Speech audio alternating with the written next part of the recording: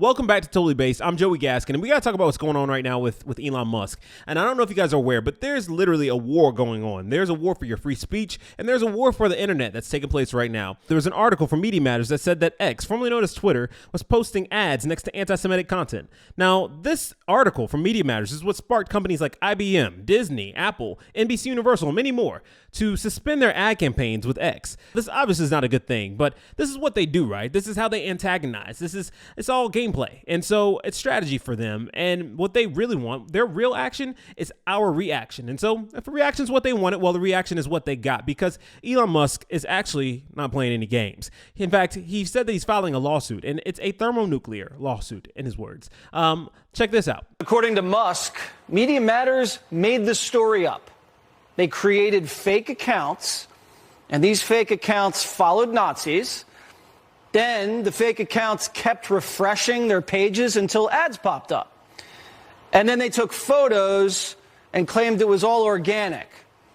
This is like paying people to dress up as Nazis, sending them to a company headquarters, taking pictures of them at company headquarters, and then saying, oh, you know, your company loves Nazis. Elon Musk caught them red-handed and is now hitting them with what he described as a thermonuclear lawsuit to counter the, quote, fraudulent attack.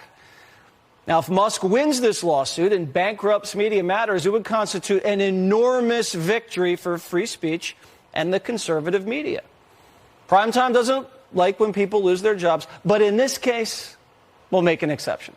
You guys, Media Matters has had it in for Twitter, now X, since day one, okay? From the very beginning. A whole year ago, there are interviews of the CEO talking about how Elon Musk taking over Twitter would be bad for democracy. There's two directions to the big question of what do we do about it. One is some things you can't fix, but you can mitigate the harms. So that's the first thing we have to recognize, that there is some mitigations that can happen. As you know, there's an advertiser sort of push, which I don't think fixes or prevents it entirely, but what it does do is control the speed dial for how fast things and how bad things could get, how fast they could get. So that's one thing, is sort of using that as a way to slow down some of it. And then the second thing is, what are the types of takeaways here that can be prevented? Because this stuff is going to spill over to other platforms. And what I'm really worried about, like just today, Elon Musk is bragging advertisers are coming back when in fact they're not. And what I worry is that at some point this becomes so normalized that the industry starts to adapt and roll back a lot of their types of policies and preventions and protections around this type of extremism and hate, which then raises the temperature elsewhere. So I think we have to make sure that the other platforms don't get worse as a consequence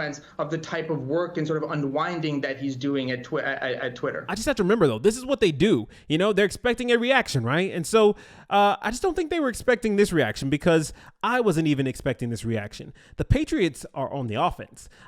Check this out. ALX posted this saying, update, companies and individuals pledging ad spends on X in support of free speech in the wake of the misleading Media Matters hit piece. And he goes on to list all of these different influencers or people who have great audiences who are actually coming out to either buy ads or to donate somehow. On this list, you have Andrew Tate, $1 million per month. The Babylon Bee, $250,000. Timcast, $250,000. TWC Health, $150,000 per month. Benny Johnson, $50,000. Censor.tv, $40,000. The Courting, $25,000. Keith Gross, Florida, $20,000. The Hodge Twins, $15,000 per month. Mayor Staggs, $15,000 or more. Donut Operator, $10,000. Elijah Schaefer, $2,500. PragerU, continuing to advertise heavily. Official Public Square, sponsor of Tucker Carlson on X. And so this is good. This is what you want to see. You know, they don't want us to assemble. That is the biggest fear that they have. They don't want to see us put our voices and our money and our resources together, because when we do, that's the thing they're not expecting us to do. They're expecting us to tuck and hide, I guess. But obviously they haven't seen what's going on with Donald Trump. Donald Trump has been fearless from day one, and he's still standing. Now, the one thing that I really did not see coming is what happened next. And that is when Chris Pavlovsky, who is the CEO of Rumble, he posted this to X saying, when I said the cavalry is coming, I was not joking.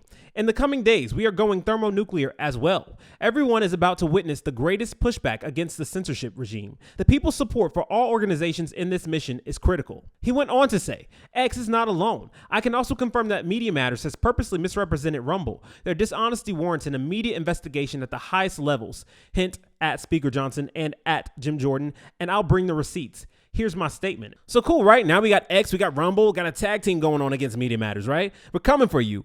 Well, another thing they didn't expect was for this. Chris continued to say, Truth Social just filed an unprecedented defamation lawsuit incorporating 20 media companies. The tide is finally turning. Corporate media and activists are going to feel the heat. This is what Truth Social said.